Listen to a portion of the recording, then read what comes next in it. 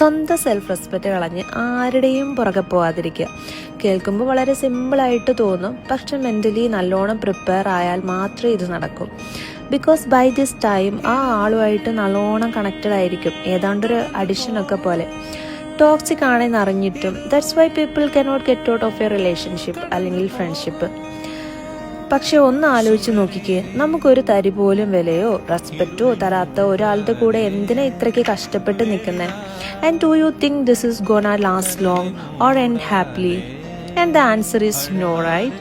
എന്നിട്ട് എന്തിനാ വെറുതെ? ഒരു കാലത്ത് എൻ്റെ ഫ്രണ്ട് എനിക്കും കുറച്ച് നാൾ കഴിഞ്ഞപ്പോൾ ഞാൻ അവൾക്കും കൊടുത്തൊരു ഉപദേശമാണിത്. അയ്യോ, ആ ആളില്ലാതെ ഞാൻ എന്ത് ചെയ്യും, ഞാൻ എങ്ങനെ ജീവിക്കും, അങ്ങനെയൊക്കെ നമുക്ക് തോന്നും. റിക്കവർ ആവാൻ 1-2 വർഷമൊക്കെ എടുത്തെന്ന് വരും. ബട്ട് ഗ്രാജുവലി നമ്മൾ ഒരു സത്യം മനസ്സിലാക്കും. You chose your self over someone who doesn't value U.